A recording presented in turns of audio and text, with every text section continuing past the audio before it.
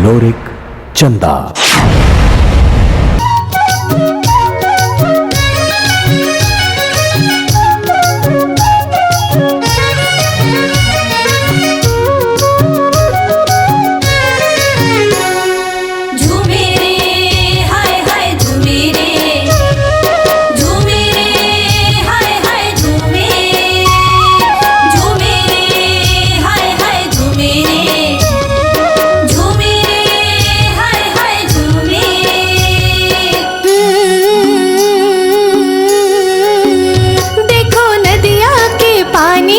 हिलोर मारे झूमे झूमे,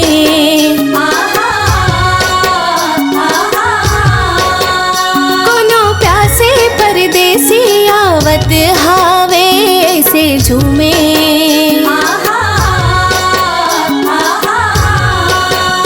देखो नदिया के पानी हिलोर मारे, कोनो प्यासे परदेसी आवत हावे।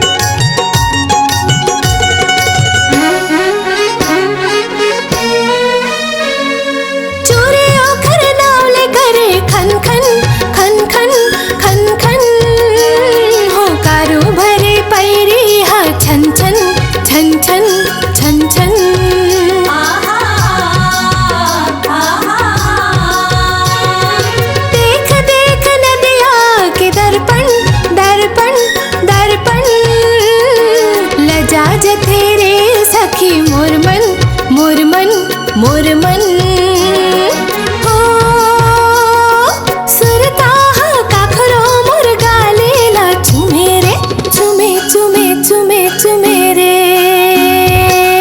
झूमे रे हाय हाय झूमे रे, झूमे रे हाय हाय झूमे, झूमे रे हाय हाय झूमे रे, झूमे रे हाय हाय झूमे।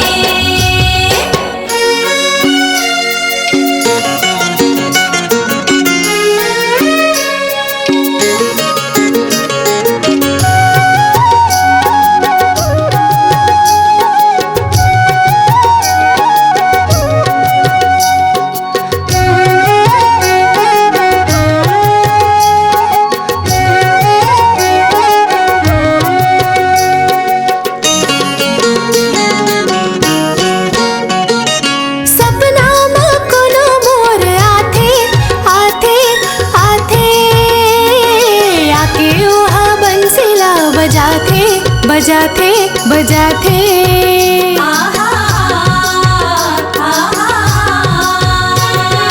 ताहले ओहा मोला भरमाथे भरमाथे भरमाथे, मन मोरे बेधुन हो जाते हो जाते हो जाते।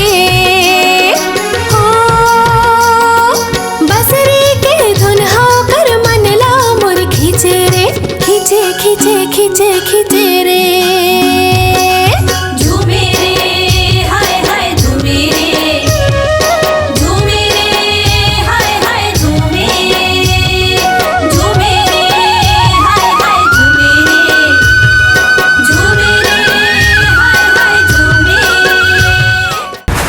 लोरिक चंदा।